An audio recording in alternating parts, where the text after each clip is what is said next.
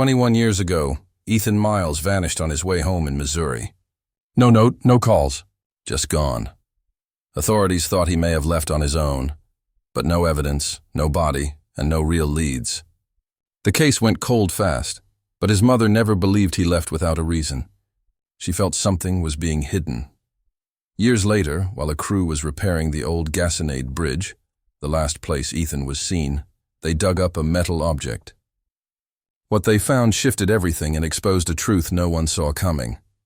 Before we dive into this chilling case, let us know where you're watching from. And if you're drawn to stories like these, don't forget to subscribe for more. It was February 2004. Central Missouri was locked in a freezing fog. The Gasconade River curved through empty hills, its roads quiet and lined with bare trees. Ethan Miles, just 21, had just finished a long tugboat shift. He was heading home to Springfield, a route he knew well. He left the dock in his silver pickup, carrying only a bag and a few belongings. It was a trip he'd made before. That night, a few locals near the bridge remembered hearing a truck pass.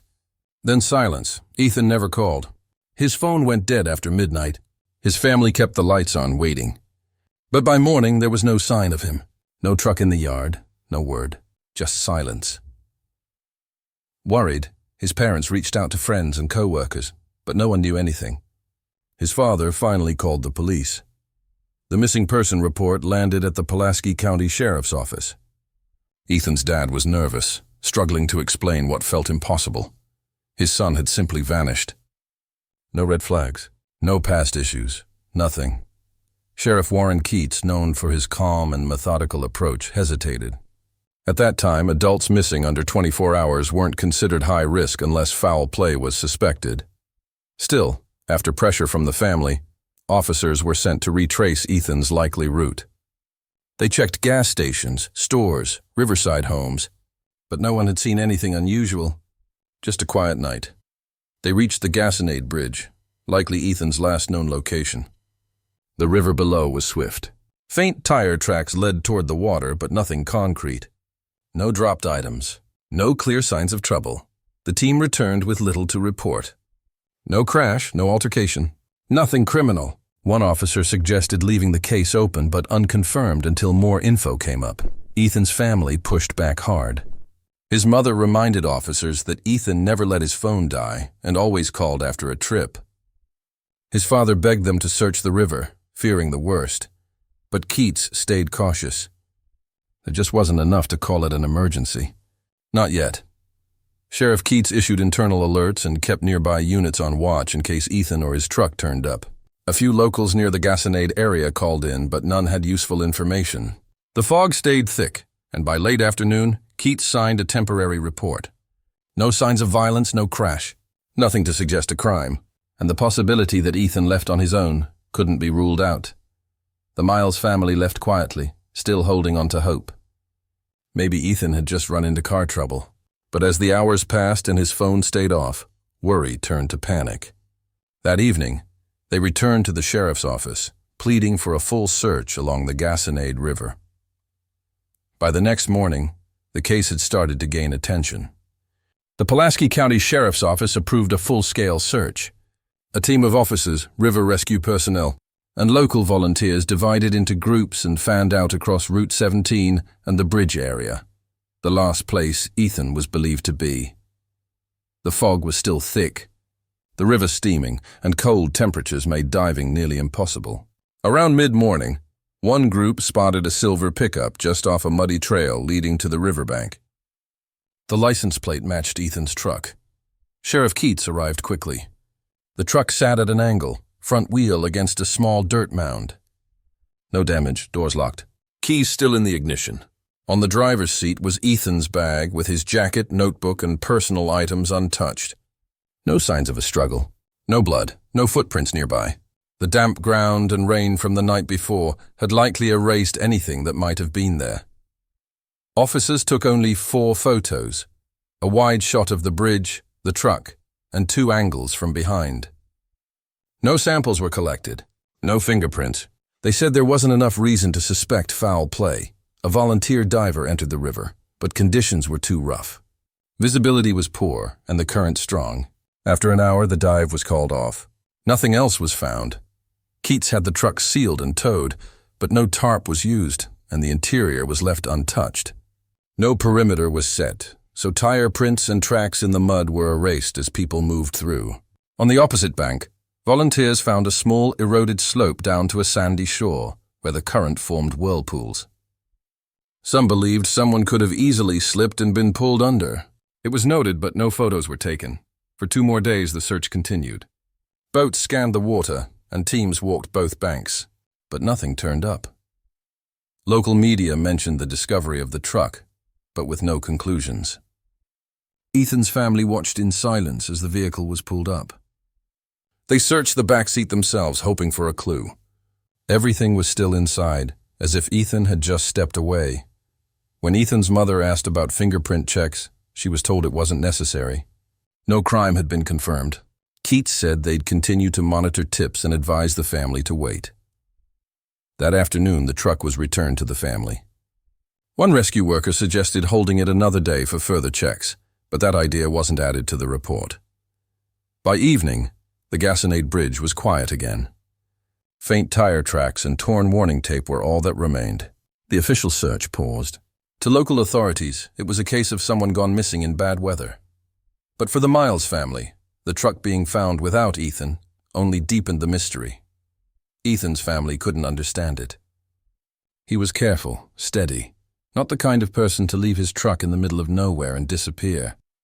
When the search found nothing, Sheriff Keats shifted focus. They needed to trace Ethan's last known movements and rebuild the timeline, from the dock to where the truck was. And the first step was contacting his phone, company for call logs and location, data from the 48 hours before he went missing. 3 days later, records arrived. The phone data revealed 3 calls that night. One brief call to a coworker, a longer call to his friend Dylan Swearingen, and a final one to his girlfriend, Whitley Goodman. After that, the phone went silent. Though early 2000s cell towers couldn't give precise locations, the last signal pinged near the intersection of Route 17 and the road leading to the Gasconade Bridge, the same area where the truck turned up.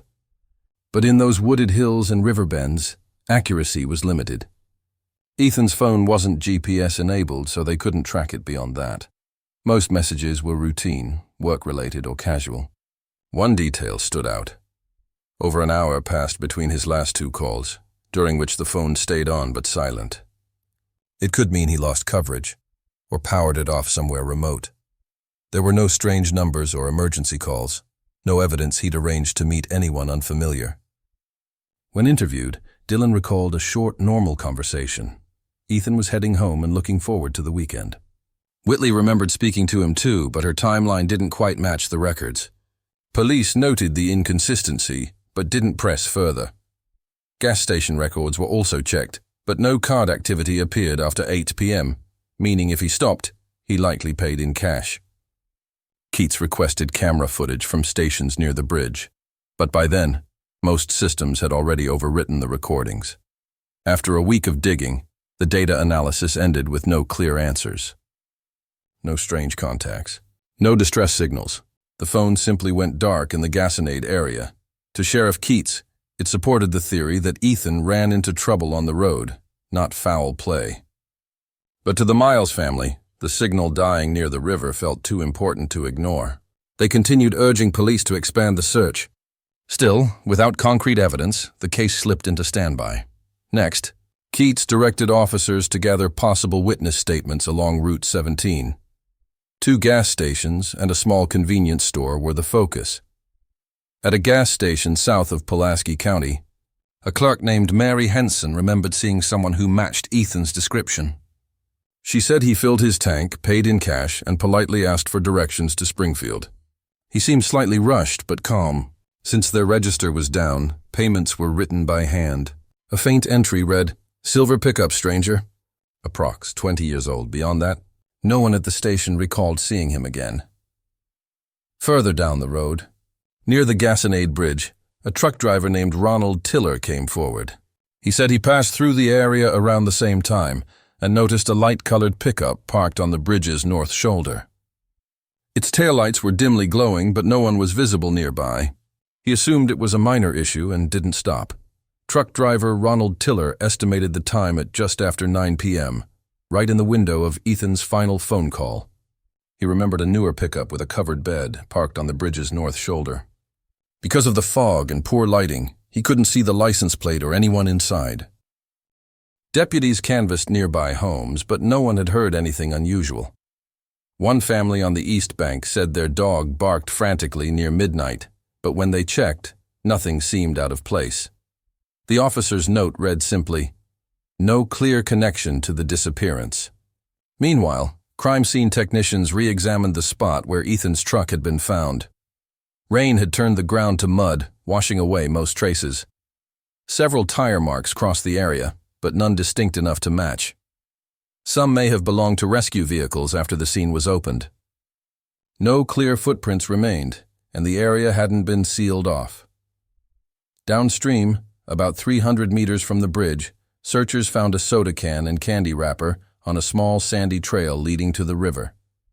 They collected and photographed them, but couldn't confirm any link to the case. When all findings were compiled, Sheriff Keats concluded there was still no sign of foul play. The gas station clerk confirmed Ethan was alive that evening, and the trucker only saw the vehicle parked. Nothing pointed to a struggle or accident. The report ended with a single line: "No evidence to indicate criminal involvement or cause of disappearance." With outside witnesses exhausted, Keats turned his attention to those closest to Ethan. The first was his girlfriend, Whitley Goodman, whom he'd been dating for about 6 months. She came to the station with her mother, calm and cooperative. Whitley told investigators that Ethan had stopped by her apartment on Springfield's outskirts after leaving the dock. They talked for about an hour and argued mildly over her going out with friends while he was away. "Ethan," she said, seemed tense but not angry. He said he was heading home and left shortly after. That was the last time she saw him. She guessed it was around 9 p.m., though phone records showed they actually spoke again later, nearly an hour afterward. When asked where she was the rest of the night, Whitley said she stayed home, watched a movie, and went to bed.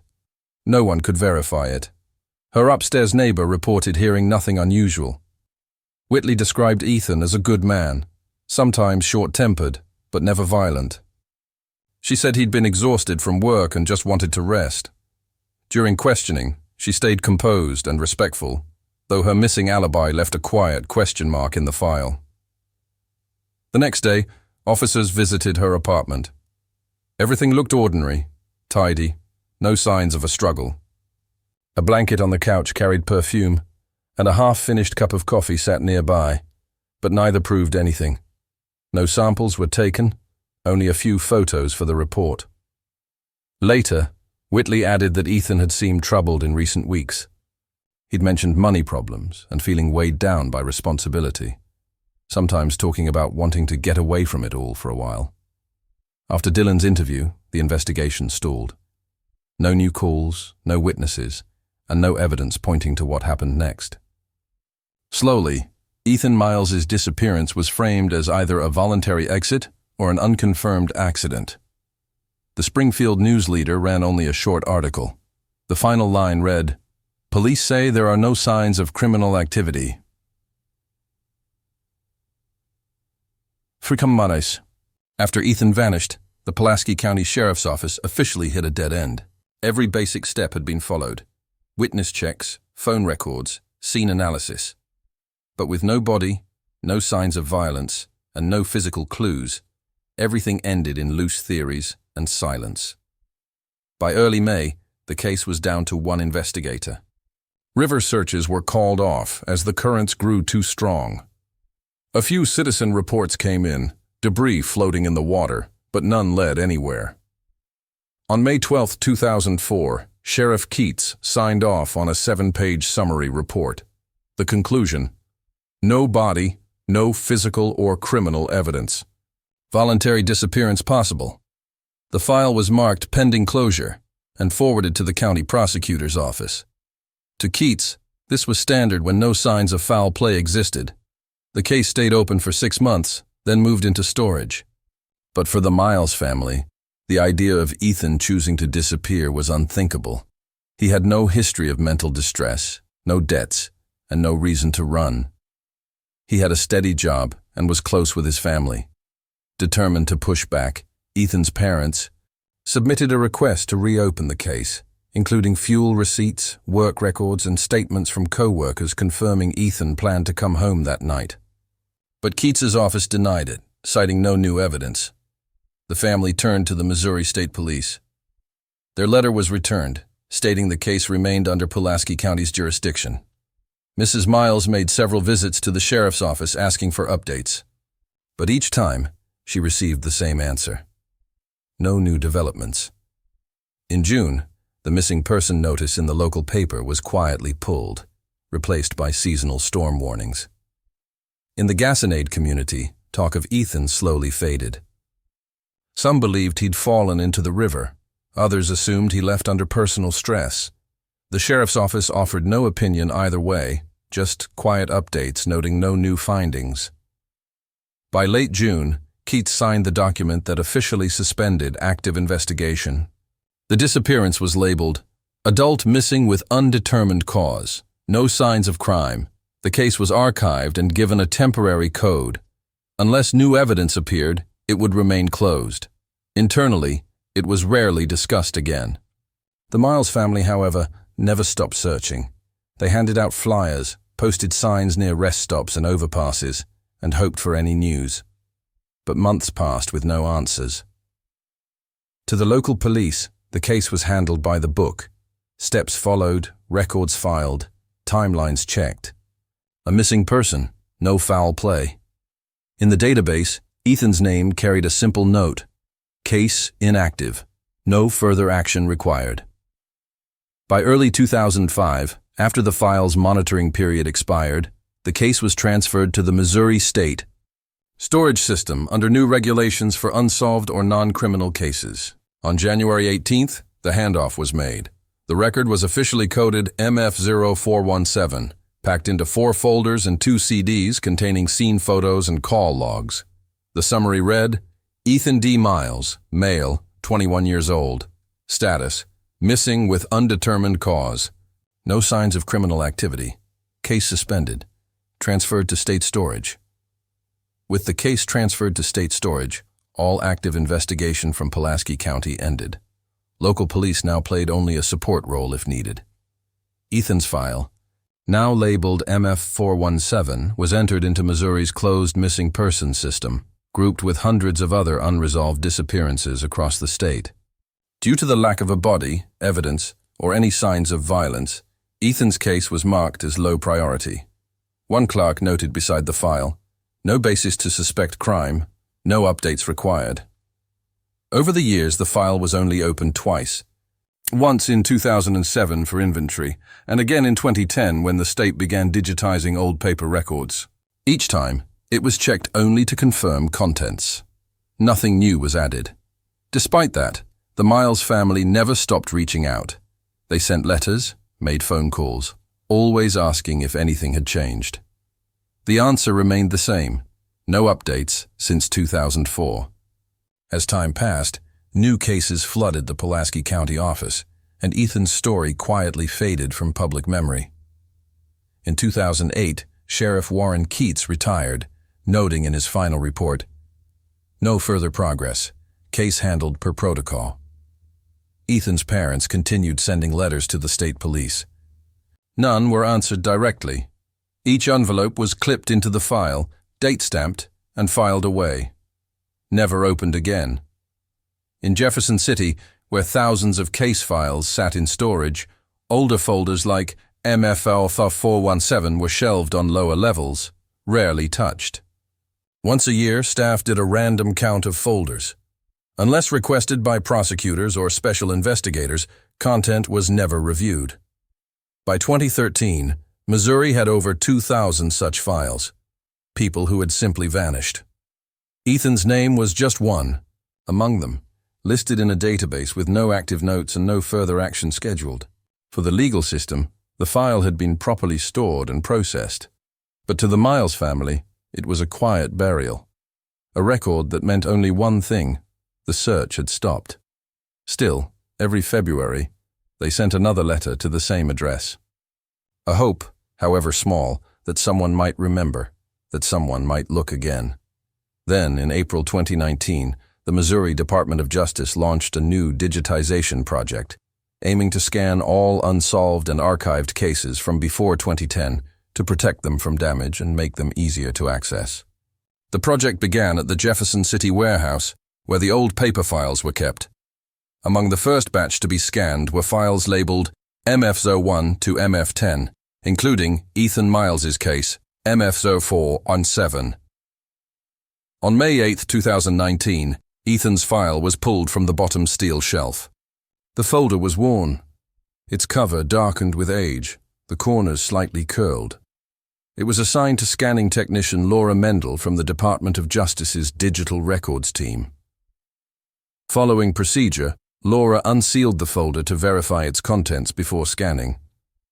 The catalog said the file should include scene investigation transcripts, witness statements, phone records and map summary reports and conclusions from Pulaski County, but something was wrong. Inside, Laura found only 2 black and white photocopies, though the record listed 4 color photos of the bridge and Ethan's truck. Even more concerning, the entire summary report folder was missing. All that remained was a loose title page labeled Report by Sheriff W. Keats, May 2004. Laura paused the scan. She wrote in the internal log that file MF0417 was incomplete, and immediately reported it to her supervisor, Richard Kleen, head of the digitization team.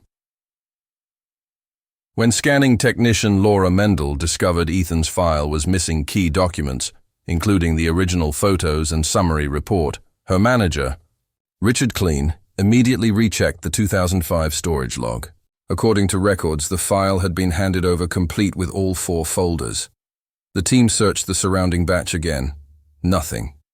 The electronic catalog also confirmed MF0417 once included scene images and a temporary closure report. Now both were gone. By late May 2019, the team filed an anomaly report with the State Archive Supervision Office. Laura noted the missing contents might have been lost during transfer or long-term storage. Likely an administrative error, but not entirely traceable. The Supervision Office ordered a full review of all 2004-2005 files from Pulaski County to determine whether this was an isolated case. Only 2 others had minor missing pages, both low-level thefts. But Ethan's case was flagged as notable due to its unresolved nature and missing scene evidence. The issue was then escalated to the Missouri State Inspector General, OIG. Even though the file was tied to a closed case, regulations stated that any lost documents, especially investigation records, required formal review. On June 17, 2019, the OIG issued a notice suspending digitization for MF0417. The file was resealed, along with statements from Mendel and Kleiner. In her report, Laura listed what was supposed to be in the file. A. Bridge photo from the south, the victim's pickup with license plate visible. A shot of the vehicle door and keys in the ignition, the riverside. Grass near the discovery site, none of the above remained. Even the summary report was missing, leaving only a single loose title. Page that read, Voluntary Disappearance Possible. Unsigned and unstamped. A limited investigation began, focusing on the 2005 handoff between Pulaski County and the state. But the handover catalog was vague, lacking page counts or detailed inventories. With no concrete tracking, the report concluded, unable to determine when or how the loss occurred. Likely an administrative error. No evidence of intentional tampering. Still, the file was flagged with a yellow warning label, under review, incomplete record. It remained untouched as the digitization program continued. In the new database, Ethan's name finally appeared again, now with a red notice. Scan suspended pending inspection. It was the first official mention of his disappearance in nearly 15 years. Unexpected discovery, March 2023. Nearly 2 decades after Ethan Miles vanished, his name resurfaced, not through a new investigation, but by chance.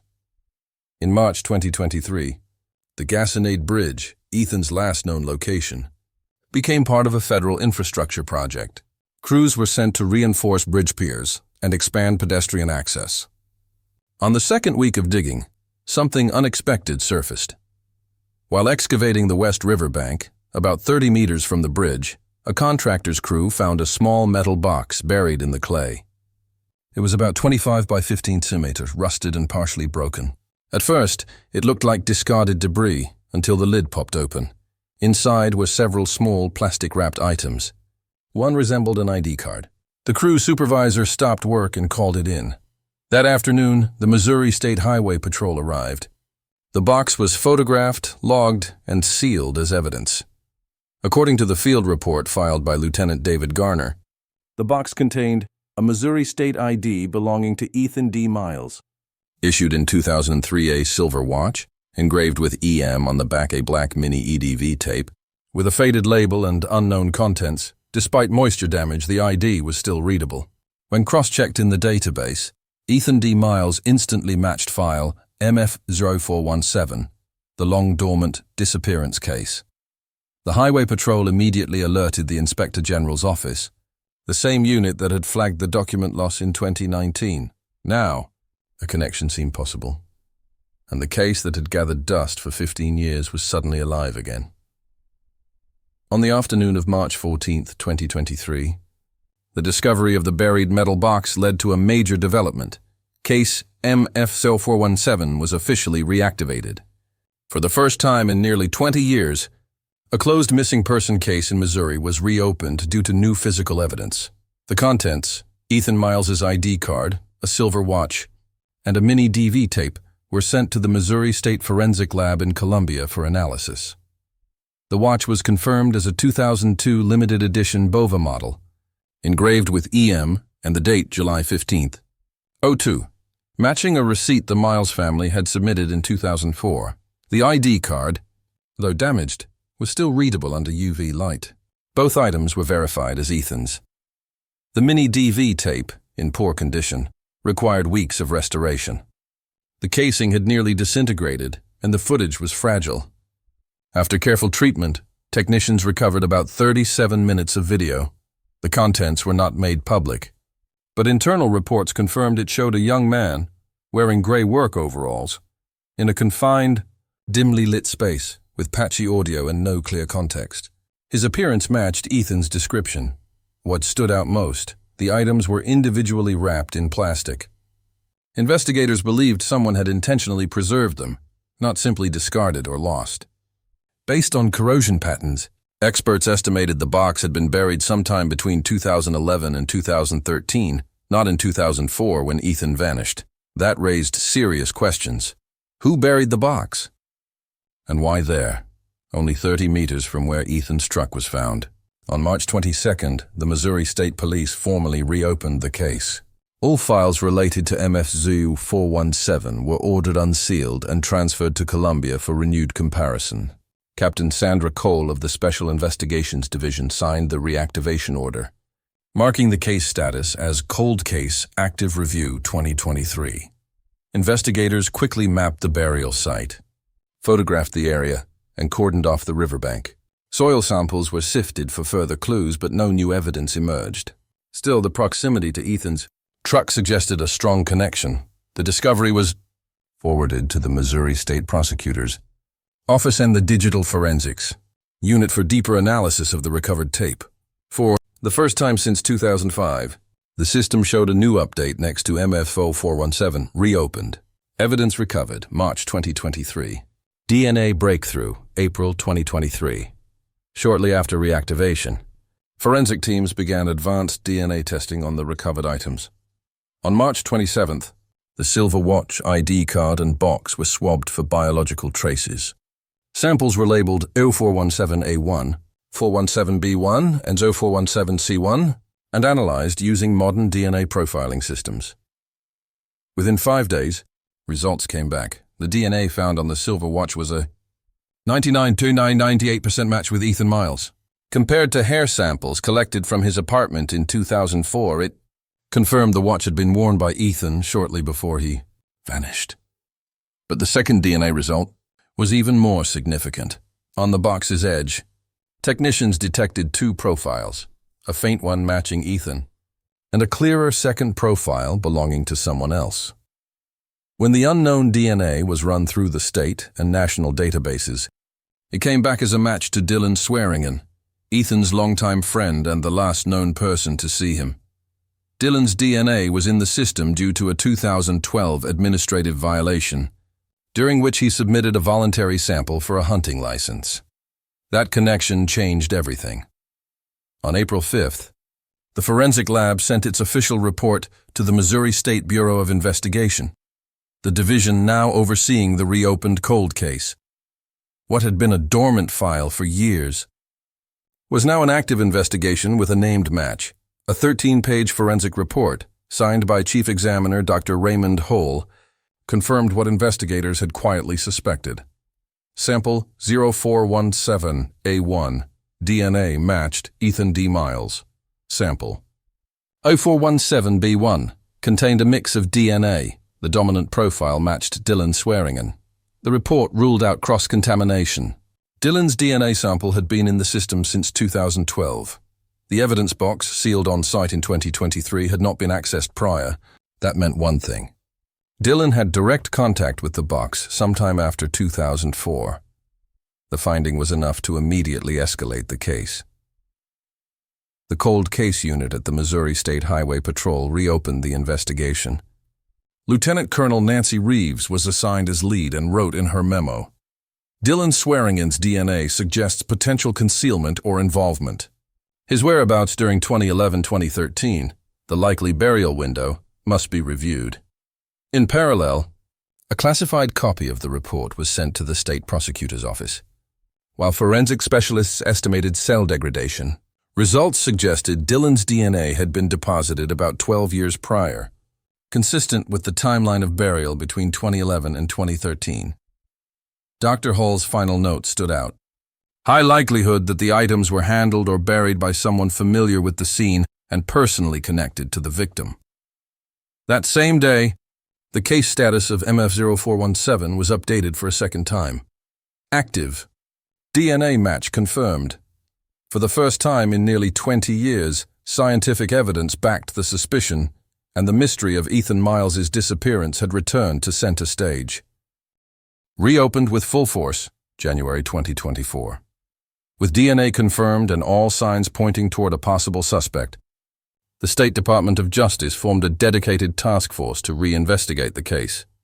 Now labeled Cold Case, Active Investigation, File MF0407 was handed to Captain J. Arrington, a respected cold case investigator with decades of experience across Missouri, especially in complex missing person cases. On January 10, 2024, Arrington and his 6-member team officially received the full archive, evidence, documents, and digitized files. Their mission was clear: reconstruct the night of February 26, 2004, verify Dylan and Ethan's exact movements, determine how Ethan's items resurfaced so close to where his truck was found in their first week. The team pored over every transcript and physical file. While reviewing the original singular phone logs, they found a small but crucial oversight. Alongside the known calls to Dylan and Whitley, there was a short text sent from Ethan's phone at 9:47 p.m., just minutes after his last recorded call. "Meet back at Bridge." This line had been barely legible in the original records and left out of the final report. But now, with digitized backups, it was fully visible. The message raised a disturbing possibility: that Dylan may have returned to the Gasconade Bridge after claiming he went home. Arrington ordered a review of traffic footage. While surveillance on Highway 17 was rare in 2004, the Missouri Department of Transportation had installed pilot cameras near the bridge that year for traffic flow research. The footage had been digitized in 2015 and stored at MoDOT's Columbia archive. After nearly 2 weeks of review, Arrington's team found what they needed: a dark-colored pickup truck, matching Dylan's 2000 Ford Ranger, appeared twice on the Gasconade Bridge that night. First at 9:44 p.m., heading south to north, then again at 10:05 p.m. In the opposite direction, while the footage was low resolution and the license plate unreadable, image analysis confirmed a 97% match with Dylan's truck. Based on light reflection patterns and body shape, Captain Arrington made another key discovery. Despite the MoDOT camera system being operational in 2004, there was no evidence that Pulaski police ever requested that footage. This meant Dylan's timeline had gone unverified for nearly 2 decades. On January 28, 2024, the cold case team submitted a report confirming Dylan Swearingen's vehicle was recorded twice at the Gasconade Bridge the night Ethan went missing. His DNA was later found on the buried metal box near the same site. Together, these findings suggested Dylan may have returned to the scene or played a role in concealing evidence.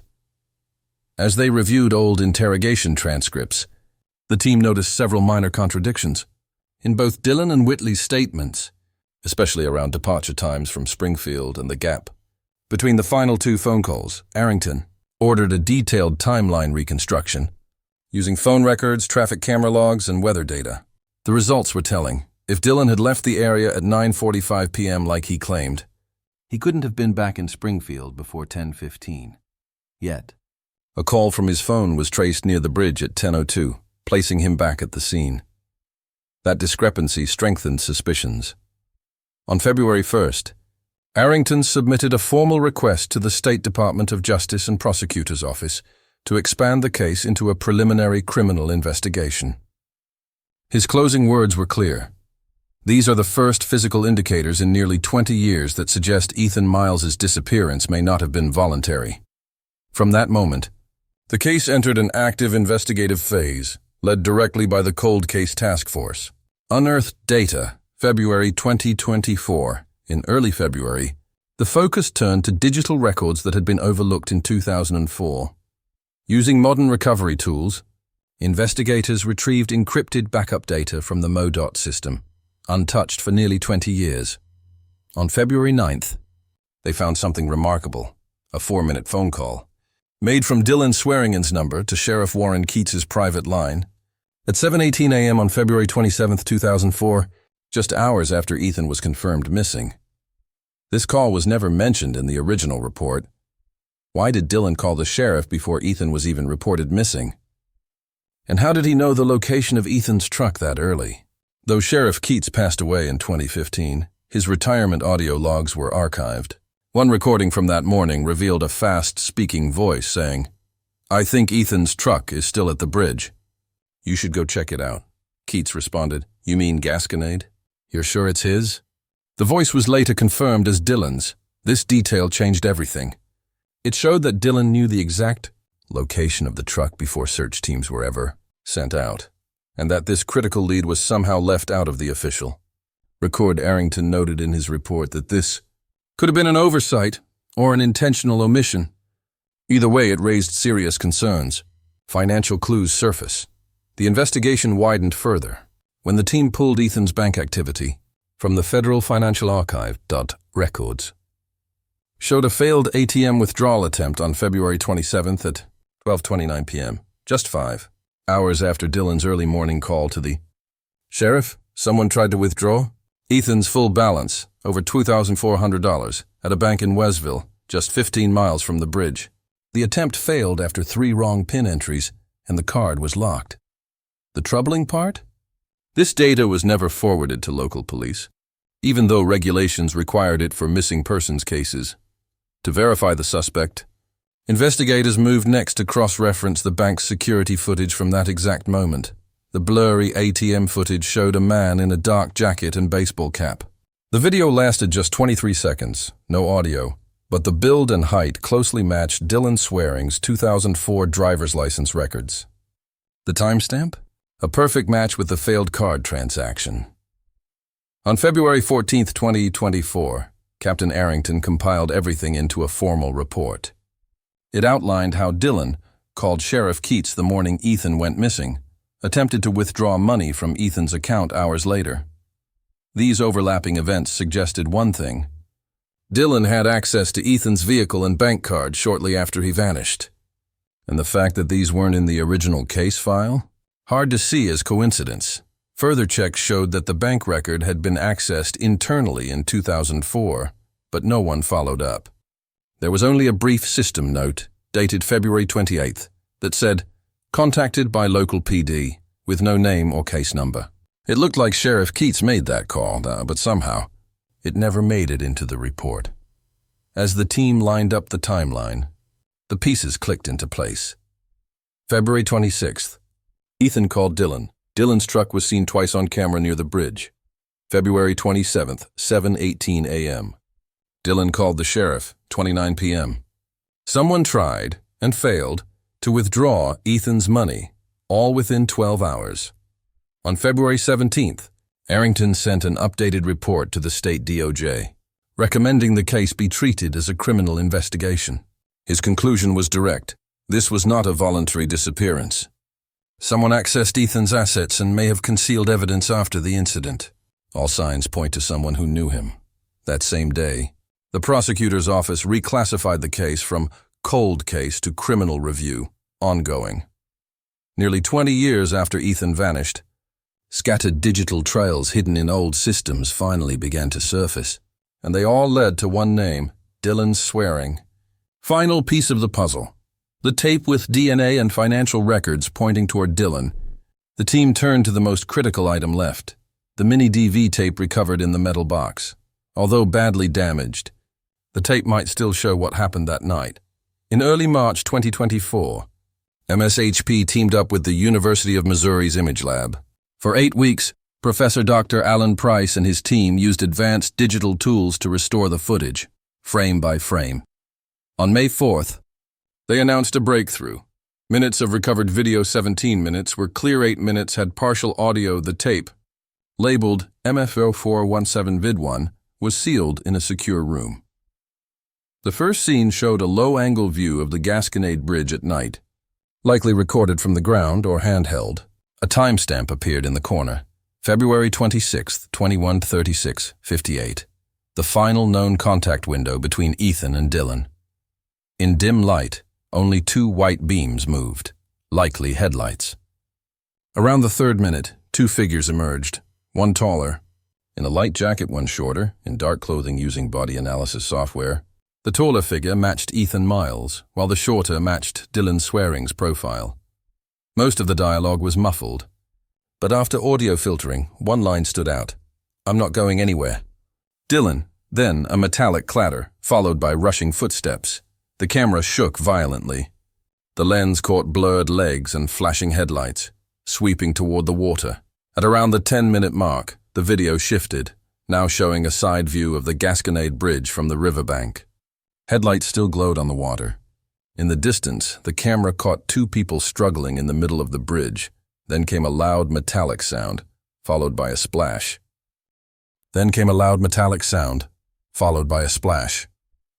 Moments later, an engine revved and the lights disappeared. Experts reviewing the footage agreed. This captured a physical conflict ending in someone falling into the river. But it was what happened later in the tape that truly shocked. Investigators dot from timestamp 26:41 to 27:02. A 3rd figure appeared on the far left of the frame. The person stood still, watching from a distance, wearing what looked like a dark sheriff's uniform with reflective stripes, the same kind used in Pulaski County between 2000 and 2005. Image analysis tools compared the face and movement to old photos of Sheriff Warren Keats. The software gave an 88% match, highly likely to be him. In the footage, this figure doesn't intervene. He watches, then turns and walks away as the vehicle drives off. If true, this meant Sheriff Keats was present that night, contradicting his report that he first heard about the case the next morning. When paired with Dylan's early morning call to Keats, the suspicion grew. Was there intentional cover-up in the original report? On May 17, 2024, Dr. Price's team finalized their full forensic report, 42 pages long. In it, they concluded at least 3 people were present at the bridge that night. A clear conflict occurred, ending with someone falling into the river. The 3rd figure in uniform was highly likely Sheriff Keats. The footage was not staged and matched typical mini-DV models of the early 2000s. The recording provided the first physical evidence of violence at the scene. The report was sent to state and federal authorities. By May 19th, Captain Arrington held an emergency meeting. In his memo, he stated, "This tape confirms a confrontation between Ethan and Dylan and raises serious concerns about Sheriff Keats's involvement. What began as a missing persons case now pointed to violence, concealment, and possible interference in the original investigation. All from a small, rusted tape buried near the bridge, silent for 20 years. Now telling its story, but one mystery remained. Who recorded it? And why was it hidden? Charges filed on June 3, 2024. After months of investigation and mounting evidence, the Missouri State Prosecutor's Office filed a request for 3 arrest warrants tied to Ethan Miles's disappearance. Their statement was clear. Based on DNA, digital data, phone records, and financial transactions, there is enough evidence to file criminal charges under Missouri law. At 10:12 a.m., Judge Henry Caldwell signed the warrants, and for the first time in 20 years, Case MF-047 officially became a criminal case. The charges were Dylan Swearingen, second-degree manslaughter Whitley Goodman, evidence tampering and concealment Warren Keats, obstruction of justice and destruction of evidence to protect the integrity of the arrests. The operation was codenamed Operation Gasconade. Captain Arrington's team coordinated directly with State Special Ops, breaking into 3 units, each assigned to track and arrest a different suspect. The first was Dylan Swearingen, now 42, working as a truck technician in Lebanon. At 6:30 a.m. on June 5th, the MSHP team surrounded his residential area. What started as a cold trail had led to this moment, the quiet arrival of justice, nearly 2 decades in the making. When authorities arrived at Dylan Swearingen's residence, he looked stunned, but didn't resist. He only repeated, "I already told everything I knew back in 2004. The warrant was read aloud, manslaughter under Missouri. Criminal Code Section 565.24. In the death of Ethan Miles, Dylan was handcuffed and taken to Jefferson City for questioning. Police seized his phone, computer, and handwritten notes, some dating back to February 2004. The second team headed south to Rolla, where Whitley Goodman, now 40, worked at a small hair salon. At 8:45 a.m., she was arrested. Officers described her as visibly shaken. She trembled and asked, "Is this coming back again?" She was charged with concealment and interference with evidence. New findings showed she held Ethan's phone and was present after the incident. Records also revealed she received a late-night call from Dylan and transferred Ethan's belongings the next morning. Actions seen as obstructing the investigation. Police also recovered a digital camcorder and portable drive, suspected to contain data from Ethan's original device. The final and most sensitive arrest targeted former Sheriff Warren Keats, now 69, living quietly in a Camden suburb. Because he was a former law enforcement official, extra precautions were taken. Keats was charged with destruction of evidence and obstruction of justice, based on video footage showing his presence at the scene the night Ethan vanished, something never recorded in his original report. Phone records also confirmed he received a direct call from Dylan the following morning, which was also missing from the 2004 case file. At 10:20 a.m., law enforcement arrived at his lakeside home. When read the warrant, Keats remained calm and said, "I knew this day would come." He didn't resist. Officers collected 2 boxes of personal files, an old handgun, and a notebook filled with dated 2004 entries. All were sealed and sent for forensic review. A public statement, and charges filed later that day in Jefferson City. Captain Arrington stood before cameras for a brief press conference. Backed by the State Department of Justice, he shared the turning point. We now have physical, forensic, and digital evidence showing the 2004 disappearance was not voluntary. The recovered mini-DV tape and DNA traces have put this case back on the right path. Still, he reminded the public, all suspects are presumed innocent until proven guilty in court. In a report sent the same day, Arrington confirmed the arrest operation was completed safely. All 3 suspects were in separate jails to prevent communication. All devices and personal records were secured and awaiting forensic analysis. Later, the Missouri State Prosecutor's Office released the formal preliminary indictments. Dylan Swearingen, second-degree manslaughter, for unintentionally causing Ethan Miles's death and concealing the aftermath. Whitley Goodman, concealment of evidence, for knowingly withholding and transferring items related to the crime. Warren Keats, obstruction of justice, for abusing his position to erase data, withhold information, and falsify records. after nearly 2 decades. The cold case had cracked wide open, but the road ahead to justice was only just beginning. As news of the arrests spread across Missouri, headlines called it one of the most comprehensively reopened cold cases in state history. The community buzzed.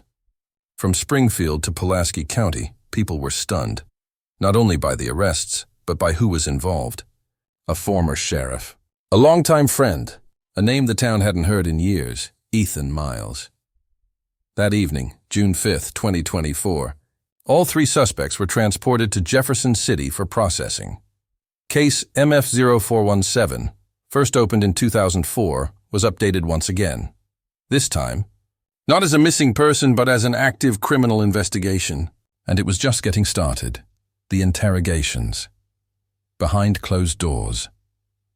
On June 8th, just 3 days later, all 3 suspects were interrogated separately at the Missouri Bureau of Investigation. Each session was led by Captain Arrington and Special Prosecutor Sandra Cole, with legal counsel present and surveillance running on every wall. First, Dylan Swearingen. Manslaughter. Dylan denied everything at first. He claimed he dropped Ethan off at the bridge that night and left, never looking back. But when prosecutors presented traffic camera footage showing his truck at the bridge twice, his story faltered. "Maybe someone borrowed my truck," he mumbled. Yet the DNA on the buried metal box and footage from the mini DV tape crushed that excuse. 4 hours into questioning, Dylan finally broke. His voice cracked as he confessed. "We argued. I pushed him. The bridge was wet. He slipped and fell. When asked why he didn't call for help, he admitted, 'I panicked. I thought he'd surface. When he didn't, I got scared and drove off.' He claimed the next morning he called Sheriff Keats, who allegedly told him to stay silent and let authorities handle it. But when asked about the metal box, Dylan denied ever touching it. "Someone took my stuff. I'm being framed." His interview ended with one clear note in the transcript. Statement inconsistent. Admits push, denies concealment. Second, Whitley Goodman, concealment of evidence. At 2:00 p.m., Whitley entered the room. She looked tired but cooperative. She opened with, "I didn't kill Ethan. I only found out after it happened." Asked where she got her information, she answered softly, "Dylan."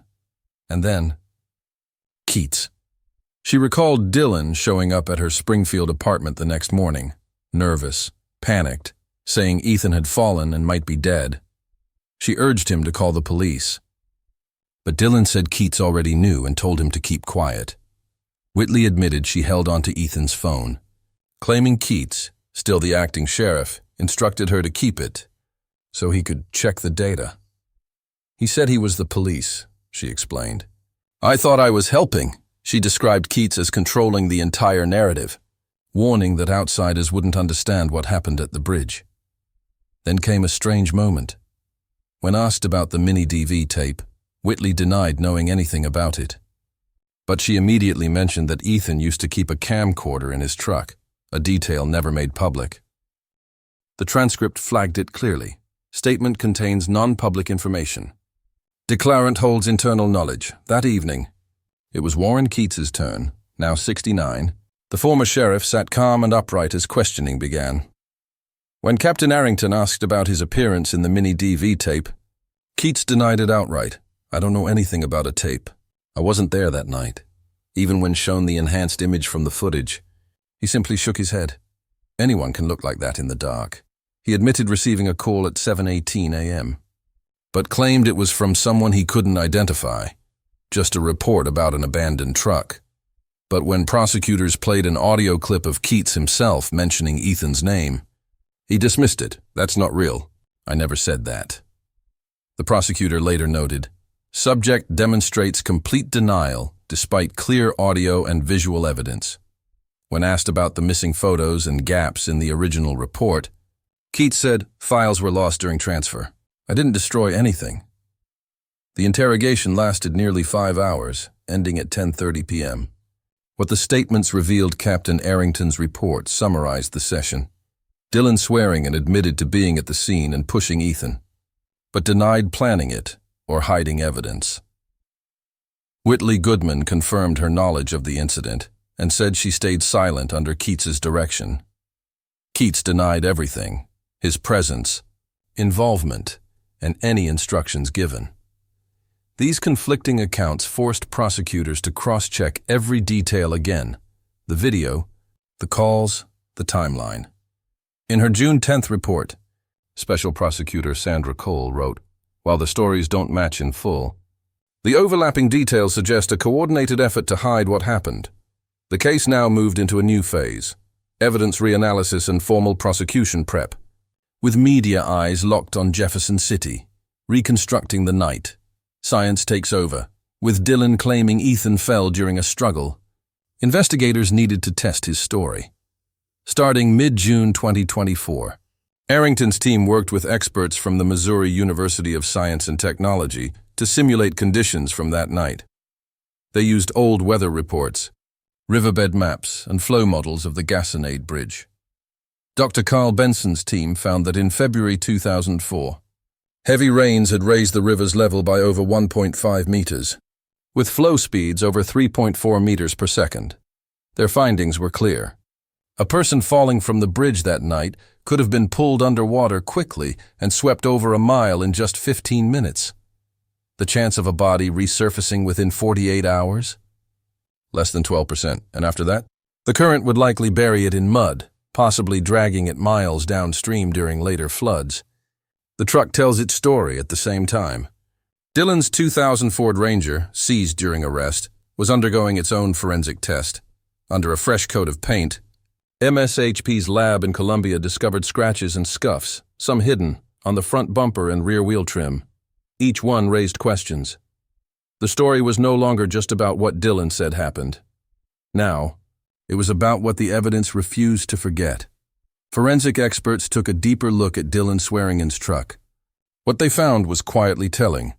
Using UV light and paint analysis, they discovered traces of silver-blue paint under the truck's newer coating, exactly the color used on the Gasconade Bridge during its 2003 repaint, as confirmed by Missouri's Department of Transportation.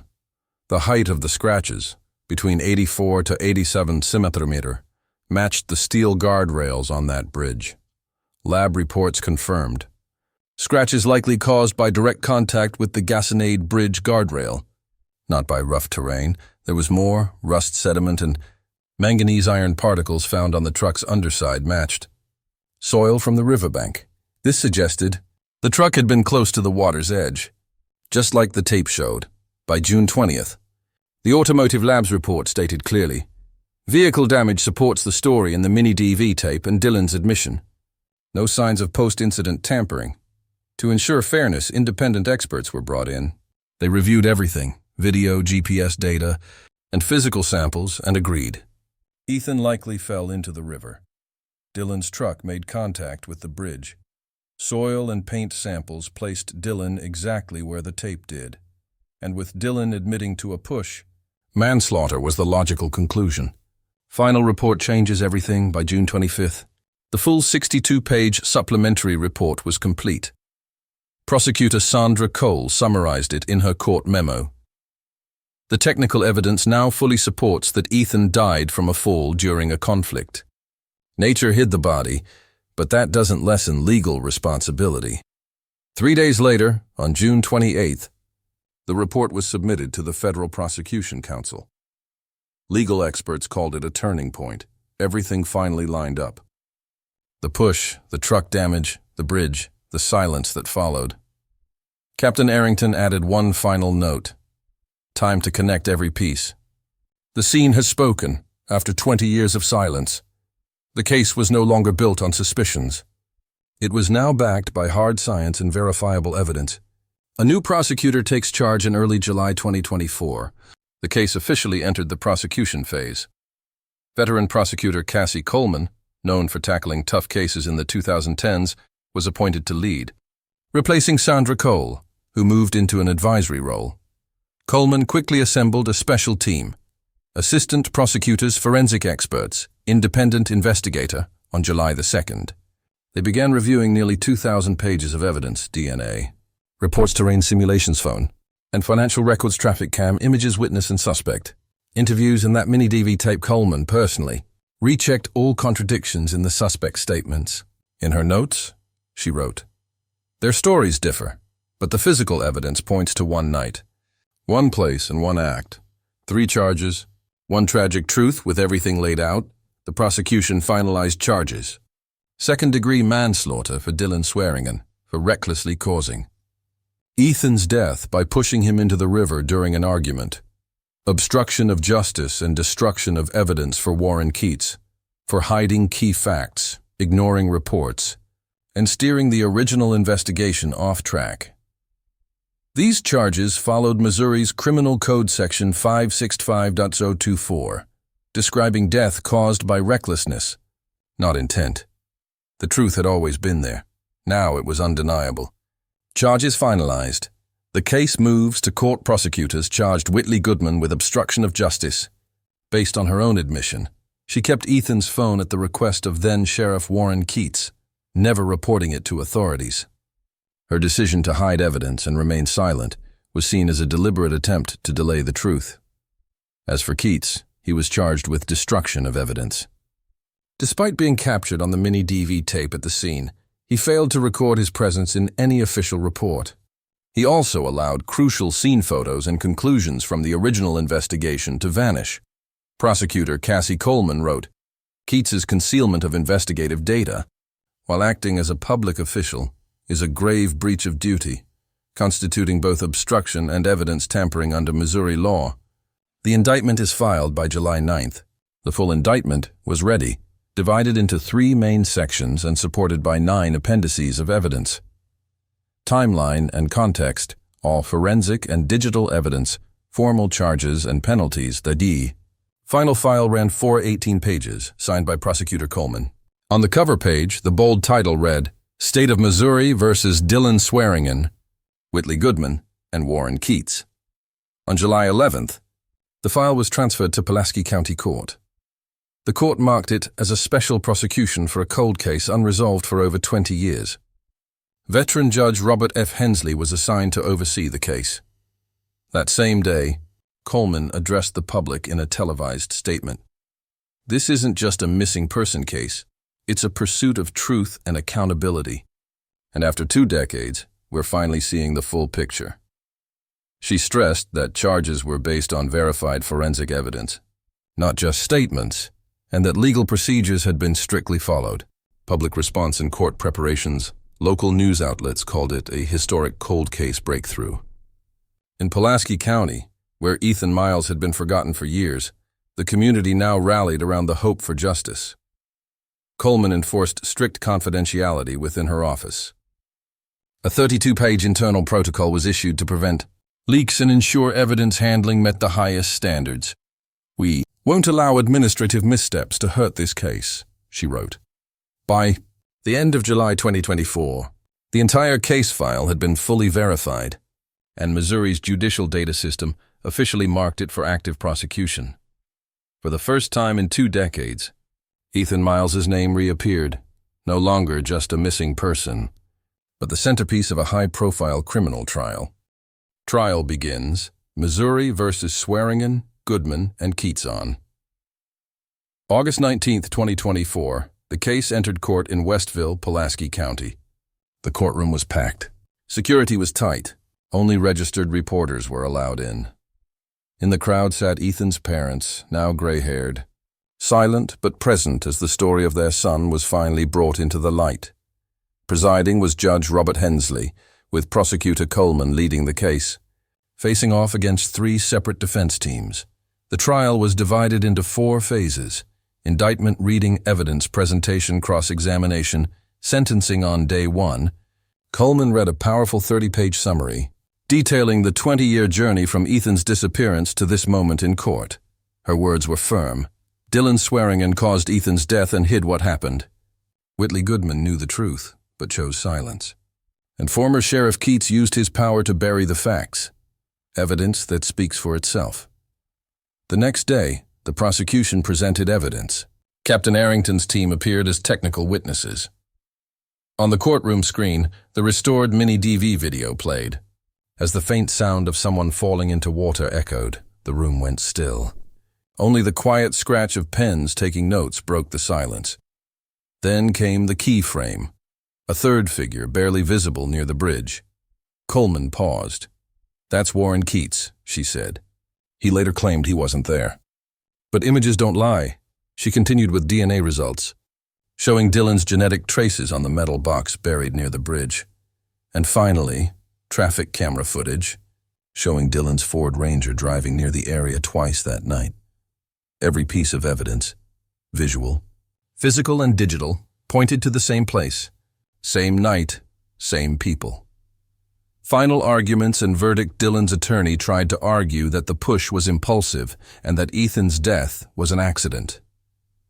But once the court heard Dylan's original confession, where he admitted to panicking and walking away without helping his friend, that defense crumbled.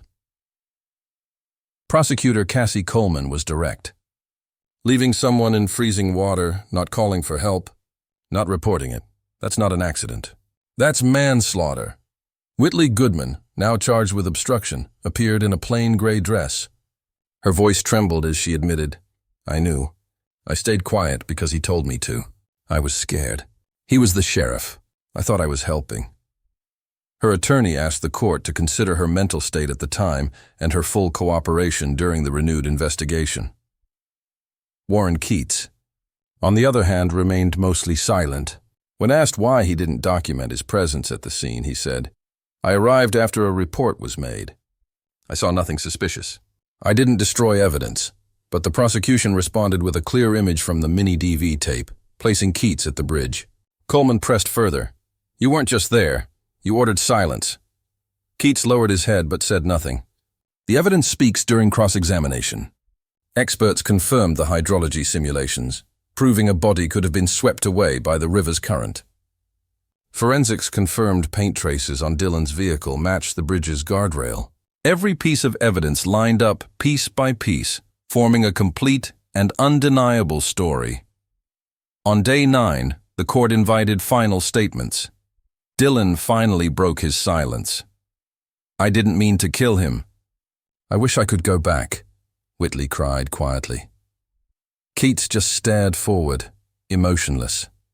Sentencing and closure. On the morning of August 29th, Judge Robert Hensley delivered the verdict. He began with powerful words. "Justice is not limited by time. Though 20 years have passed, the evidence remains, and the truth is clear." Dylan Swearingen was sentenced to 25 years at Boonville Correctional.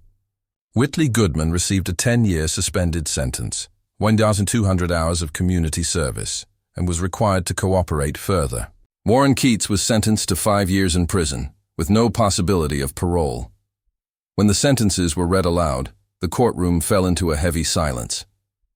Ethan's parents sat still, hands tightly clasped. Cassie Coleman gently placed the final copy of case file MF0417 on the clerk's desk, officially closing the file after 2 decades. A community remembers outside the courthouse. Residents of Pulaski County gathered quietly. Many brought flowers, placing them at the Gasconade Bridge, the place where Ethan Miles disappeared 20 years ago. Later that afternoon, the Missouri Department of Justice released a statement. The Ethan D. Miles case, missing since 2004, was officially tried and closed in August 2024. 3 defendants were sentenced. Case MF0417 resolved. For the first time since 2004, Ethan's name no longer appeared under missing persons. He was now part of an official court record, a life remembered, and a truth finally heard. Beyond the case. A deeper lesson. But the Ethan Miles case is more than a single tragedy.